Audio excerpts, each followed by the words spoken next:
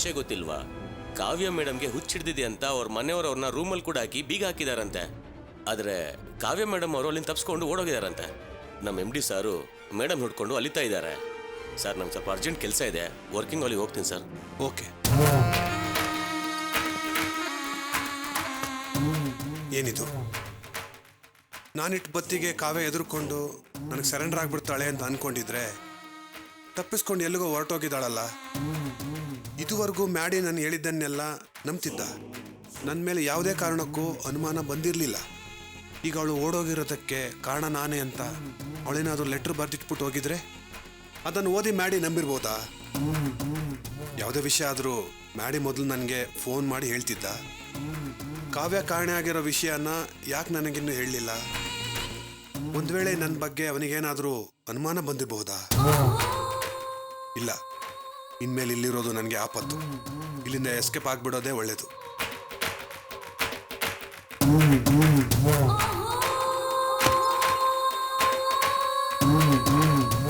ಯಾಕೆ ಸರ್ ಇಷ್ಟು ಬೇಗ ಹೊರಟ್ಬಿಟ್ರಿ? ಹಾಂ, ಅರ್ಜೆಂಟಾಗಿ ಫ್ಯಾಕ್ಟ್ರಿಗೆ ಹೋಗ್ಬೇಕು. MD ಬಂದರೆ ಹೇಳ್ಬಿಡಿ. ಸರಿ.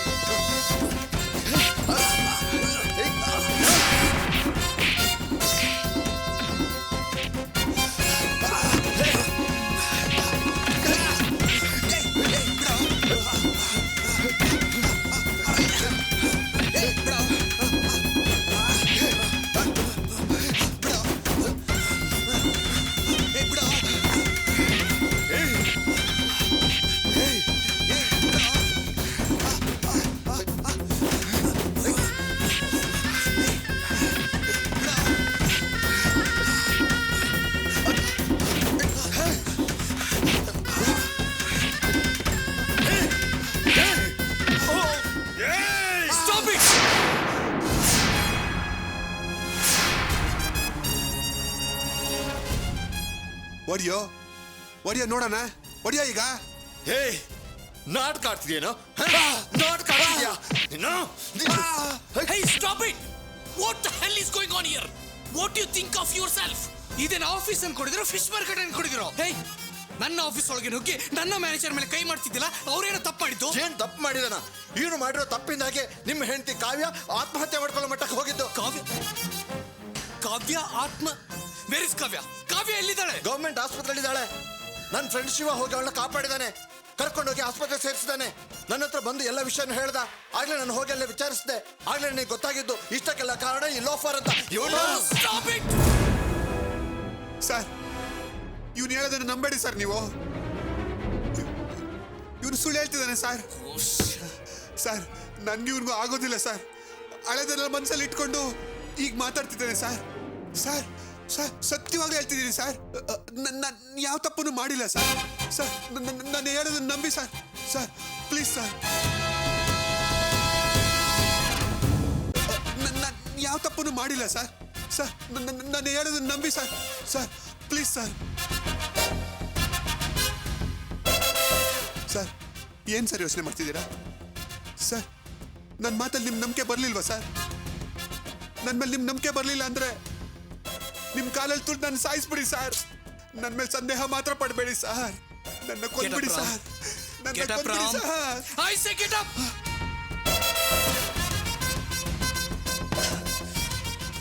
ಆರಂಭದಿಂದಲೂ ಯಾವ ವಿಷಯದಲ್ಲೂ ಕಾವ್ಯನ ನಂಬ್ತಾ ಇರಲಿಲ್ಲ.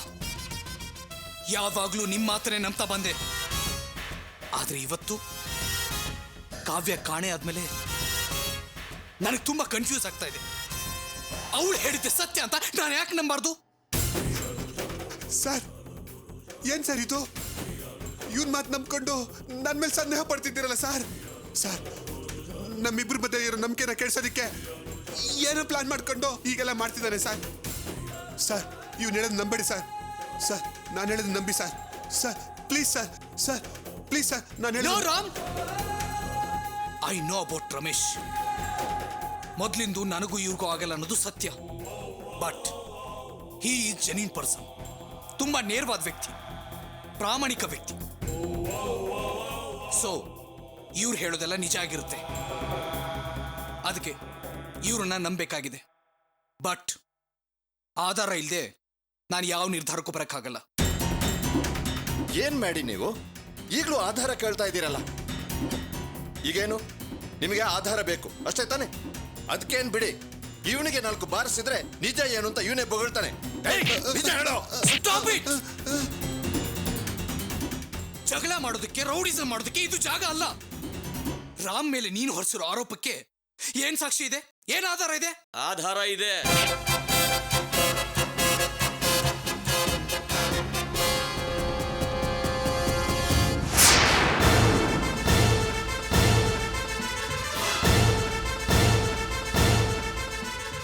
ಇವನೇ ಆಧಾರ.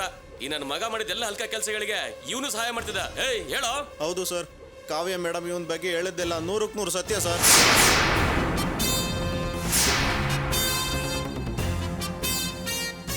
ಇವನು ಜೈಲಿಂದ ಆಚೆ ಬಂದ್ಮೇಲೆ ಕಾವ್ಯ ಮೇಡಮ್ ಮೇಲೆ ಸೇಡ್ ತೀರ್ಸ್ಕೋಬೇಕು, ಅವಳನ್ನ ಹೇಗಾದ್ರೂ ಮಾಡಿ ಅನುಭವಿಸ್ಬೇಕು ಅಂತ ಕಾಯ್ಕೊಂಡಿದ್ದ ಸರ್. ಆಮೇಲೆ ಒಳ್ಳೆ ಒಂಥರ ನಾಟ್ಗಾಡಿ ನಿಮ್ ಜೊತೆ ಸ್ನೇಹ ಮಾಡಿ ನಿಮ್ಮ ಆಫೀಸಲ್ಲೇ ಕೆಲ್ಸಕ್ಕೆ ಸೇರ್ಕೊಂಡ. ಇವನು ನಿಜವಾಗ್ಲೂ ಒಳ್ಳೆ ಮನ್ಸಲ್ಲ ಸರ್, ಒಳ್ಳೆ ಒಂಥರ ವೇಸ್ ಹಾಕೊಂಡಿದ್ದಾನೆ ಅಷ್ಟೇ. ಏಯ್ ಏನಾಯ್ತು ನಿನಗೆ? ಇವರೆಲ್ಲ ನಿನ್ನ ಎದುರಿಸಿ ನನ್ನ ಮೇಲೆ ಈ ರೀತಿ ಆರೋಪ ಹೊರಿಸು ಅಂತ ಹೇಳಿದಾರಾ? ಏಯ್ ನನ್ನ ಮೇಲೆ ಈ ರೀತಿ ಆರೋಪ ಹೊರಿಸೋದಕ್ಕೆ ನಿನ್ಗೆ ಹೇಗೋ ಮನ್ಸು ಬಂತು? ನಾವಿಬ್ರು ಒಂದೇ ತಟ್ಟೆಲ್ಲಿ ತಿಂದು ಒಂದೇ ಬೆಡ್ಡಲ್ಲಿ ಮಲಗಿದ್ವಲ್ಲೋ, ಬಾಮ ಇದನ್ಗಿನ್ನ ಚೆನ್ನಾಗಿದ್ವಲ್ಲೋ. ಏಯ್ ಈಗೇನಾಯ್ತು ನಿನಗೆ? ಹೇಯ್ ನಿನ್ನ ಅಲ್ವೋ ಬಾಮೈದ ಅನ್ನೋ ಪದಗಳ ಅರ್ಥ ಗೊತ್ತೇನೋ ನಿನ್ಗೆ? ನಿನ್ ತಂಗಿ ಅಂತ ತಿಳ್ಕೋಬೇಕಾಗಿದ್ದ ನನ್ನ ಲವ್ವರ್ ಜೊತೆ ತಪ್ಪಾಗಿ ನಡ್ಕೊಳ್ಳೋದಕ್ಕೆ ಟ್ರೈ ಮಾಡ್ತಿದ್ದವ್ ನೀನು. ಸರ್ ಇವನು ಮನುಷ್ಯನೇ ಅಲ್ಲ ಸರ್, ಮೃಗಕ್ಕಿಂತ ಕೆಟ್ಟ ಪ್ರಾಣಿ ಸರ್ ಇವನು. ನಿನ್ನೆ ನನ್ನನ್ನು ನೋಡಕ್ಕೆ ಅಂತ ನನ್ನ ಲವರು ಮನೆ ಹತ್ರ ಬಂದಿದ್ಲು. ಅವಾಗ ನಾನಿರ್ಲಿಲ್ಲ, ಇವನಿದ್ದ. ಅವಳ ಜೊತೆ ಕೆಟ್ಟದಾಗಿ ನಡ್ಕೊಳ್ಳೋದಕ್ಕೆ ಪ್ರಯತ್ನ ಮಾಡಿದಾನೆ. ಹೇಗೋ ತಪ್ಪಿಸ್ಕೊಂಡು ಬಂದು ಫೋನ್ ಮಾಡಿ ನನ್ಗೆ ಹೇಳಿದ್ಲು ಸರ್. ನನ್ ರಕ್ತ ಕುದೀತಾ ಇದೆ ಸರ್, ಇವನ್ನ ಉಳಿಸ್ಬಾರ್ದು ಸರ್, ಸಾಯಿಸ್ಬಿಡ್ಬೇಕು ಸರ್. ಇಂಥವ್ರೆಲ್ಲ ಬಿಡಬಾರ್ದು ಸರ್, ಏನಾದ್ರೂ ಮಾಡಿ ಸಾಯಿಸ್ಬಿಡ್ಬೇಕು ಸರ್. ಸರ್ ಬಿಡಿ ಸರ್ ನನ್ನನ್ನ, ಸರ್ ಬಿಡಿ. ಸ್ವಲ್ಪ ಸುಮ್ಮನೆ ನಿಂತ್ಕೊಳ್ಳೋ. ಸರ್ ನಾನು ಆಗ್ಲೇ ಡಿಸೈಡ್ ಮಾಡ್ಬಿಟ್ಟೆ ಸರ್, ಇವನಿಗೆ ಸರಿಯಾದ ಶಿಕ್ಷೆ ಕೊಡಬೇಕು ಅಂತ. ಸರ್ ಇವ್ರು ಬಂದು ಕಾವ್ಯ ಮೇಡಮ್ ಬಗ್ಗೆ ನನ್ನನ್ನು ವಿಚಾರಿಸಿದ್ರು ಸರ್. ಎಲ್ಲ ಸತ್ಯನೂ ಹೇಳ್ಬಿಟ್ಟೆ ಸರ್. ಅದನ್ನು ಅಲ್ಲಿಗೆ ಬಂದು ಹೇಳು ಅಂತ ನನ್ನ ಕರ್ಕೊಂಡು ಬಂದರು ಸರ್. ಸರ್ ನನ್ನ ಆಧಾರ ಇಲ್ಲದೆ ಹೇಳ್ತಾ ಇಲ್ಲ ಸರ್. ಇಲ್ಲಿ ನೋಡಿ ಸರ್, ಕಾವ್ಯ ಮೇಡಮ್ ಮೇಲಿದ್ದ ಮೋಹದಿಂದ ಅವ್ರ ಬಳೆ ಲಿಪ್ಸ್ಟಿಕ್ ಎಲ್ಲ ಇಟ್ಕೊಂಡು ಒಂಥರ ವಿಕೃತ ಕಾಮಿ ಥರ ಆಡ್ತಾ ಇದ್ದ ಸರ್. ಇವನೊಂಥರ ಜೂನಿಯರ್ ಉಮೇಶ್ ರೆಡ್ಡಿ ಇದ್ದಾನೆ ಸರ್. ಇಷ್ಟು ದಿನ ನಿನ್ನನ್ನು ಒಳ್ಳೆಯವನು ಅಂತ ನಂಬಿ ನಾನು ಮೋಸ ಹೋದ್ನಲ್ಲೋ. ನಮ್ಮ ಒಳ್ಳೆ ಫ್ಯಾಮಿಲಿನ ಹಾಳು ಮಾಡೋಕ್ ಟ್ರೈ ಮಾಡಿದ್ಯಾ. ಇವತ್ತು ನಾನು ನಿನ್ನ ಸುಮ್ಮನೆ ಬಿಡಲ್ಲ, ಸಾಯಿಸ್ಬಿಡ್ತೀನಿ.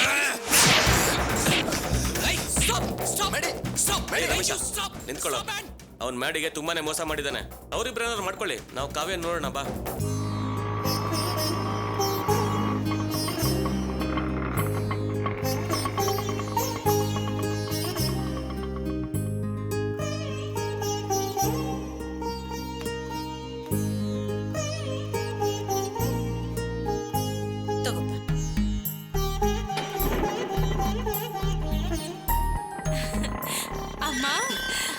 ಬಾನು ಬನ್ನಿಮ್ಮ.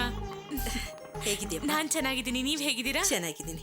ಹೌದು, ನಿಮ್ ತಾಯಿ ಮೈ ಹುಷಾರಿಲ್ಲ ಅಂತ ಹೇಳ್ದಿಲ್ಲ, ಹೋಗ್ ನೋಡಕ್ಕಂತೂ ಆಗ್ಲಿಲ್ಲ.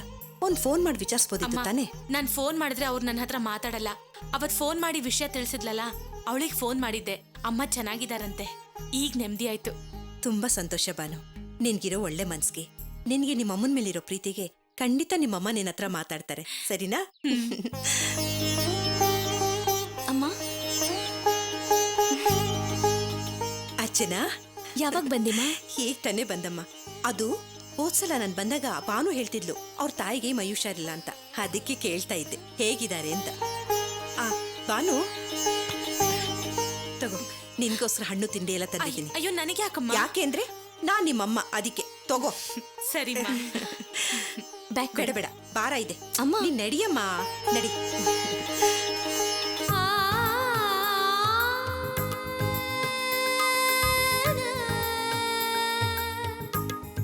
ಬಾಮ್ಮ, ಹೇಗಿದ್ಯಾ ಮಗಳೇ? ನನಗೇನು ಕೊರತೆ ಇಲ್ಲಮ್ಮ, ನಾನ್ ಚೆನ್ನಾಗೇ ಇದ್ದೀನಿ. ಏನಮ್ಮ, ಏನೇನು ತಂದಿದ್ಯಾ? ನನ್ನ ಮಕ್ಕಳಿಬ್ರು ಗರ್ಭಿಣಿಯರು. ನಿಮ್ಮನ್ನ ಮನೆ ಕರ್ಕೊಂಡೋಗಿ ನೀವು ಇಷ್ಟಪಟ್ಟಿಂದ ಮಾಡಿ ತಿನ್ನಿಸ್ಬೇಕು. ಅದಕ್ಕೆ ಅವಕಾಶ ಆಗ್ಲಿಲ್ವಲ್ಲ, ಅದಕ್ಕೆಲ್ಲ ಮಾಡ್ಕೊಂಡು ತಗೊಂಡಿದ್ದೀನಿ. ನೀನ್ ಚಾಪೆ ಹಾಕು, ನೀನ್ ಹೋಗಿ ಅರ್ಶನ ಕುಂಕುಮದ ಬಟ್ಲು ತಗೊಂಡ್ಬಾ.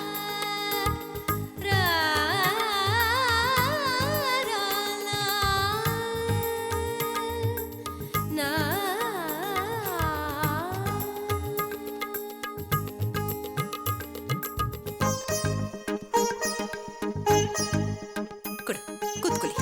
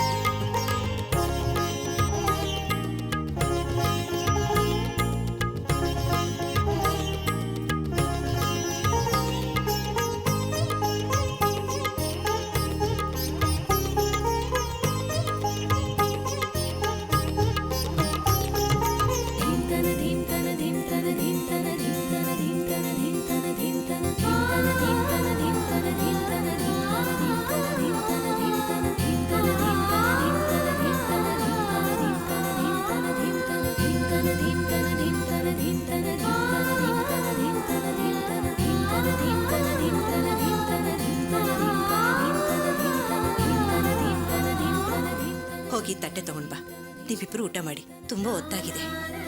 ಅಮ್ಮ, ಅವ್ರು ಬೆಳಿಗ್ಗೆ ಎದ್ದು ಹೋದವರು, ಇನ್ನೂ ಬಂದಿಲ್ಲ. ಅವ್ರು ಬರ್ಲಿ, ಎಲ್ರೂ ಒಟ್ಟಿಗೆ ಊಟ ಮಾಡ್ತೀವಿ. ಹೌದಮ್ಮ. ಸರಿ ಅಮ್ಮ, ಹಾಗೆ ಮಾಡಿ.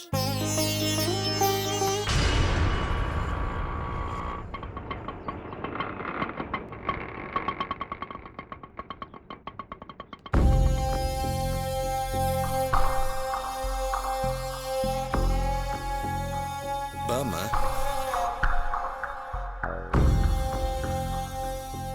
ಬಾಮ್ಮ ಕಾವ್ಯ.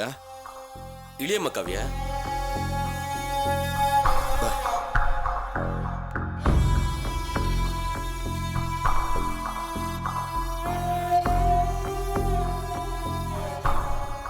ಅಕ್ಕ, ಭಾವ ಬಂದ್ರು. ಅತ್ತೆ, ನೀವೇ ಹೋಗಿ ಬಂದ್ರಿ? ನಾನು ಈಗ ತಾನೇ ಬಂದೆ, ಸ್ವಲ್ಪ ಹೊತ್ತಾಯ್ತು. ಕಾವ್ಯ, ಯಾಕಮ್ಮ ಅಲ್ಲೇ ನಿಂತಿದ್ಯಾ? ಬಾ ಒಳಗೆ. ಕಾವ್ಯನಾ?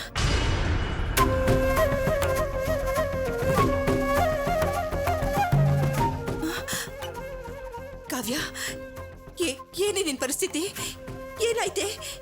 ಏನಾಯ್ತೆ ನಿನ್ಗೆ? ಅತ್ತೆ, ಅವಳನ್ನ ನಾನೀಗ ಆಸ್ಪತ್ರೆಯಿಂದ ಕರ್ಕೊಂಡ್ ಬರ್ತಾ ಇದ್ದೀನಿ. ಆಸ್ಪತ್ರೆಯಿಂದನಾ? ಏನಾಯ್ತು ಕಾವ್ಯ? ಏನಾಗಿದೆ ನಿನ್ಗೆ? ನಿನ್ ಮೈ ಹುಷಾರಿಲ್ವಾ? ಹಾಗೆಲ್ಲ ಏನೂ ಇಲ್ಲ ಅತ್ತೆ. ಅದೇನಾಯ್ತು ಅಂತ ನಾನು ಹೇಳ್ತೀನಿ. ಕಾವ್ಯ, ನೀನ್ ಮೊದಲು ಒಳಗೆ ನಡಿ. ಇವಳನ್ನ ಯಾಕೆ ಇಲ್ಲಿ ಕರ್ಕೊಂಡು ಬಂದ್ರಿ?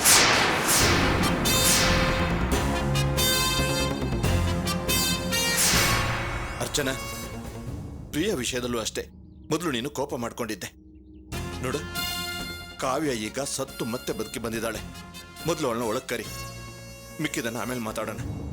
ಹೌದಮ್ಮ ಅರ್ಚನಾ, ಬೆಳಿಗ್ಗೆ ನಾನು ಯಾರಿಗೂ ಆಕ್ಸಿಡೆಂಟ್ ಆಗಿದೆ ಅಂತ ಬಂದು ರಮೇಶನ್ ಕರ್ಕೊಂಡು ಹೋದ್ನಲ್ಲ, ಅದು ಸುಳ್ಳು. ನಾನು ಕಾವ್ಯಾಳ ವಿಷಯಕ್ಕೆ ಅವನ್ನ ಹಾಸ್ಪಿಟ್ಲಿಗೆ ಕರ್ಕೊಂಡು ಹೋಗಿದ್ದು. ಇವಳು ಆತ್ಮಹತ್ಯೆ ಮಾಡ್ಕೊಳಕ್ ಹೋಗಿ ಸತ್ತು ಬದುಕಿ ಬಂದಿಳಮ್ಮ.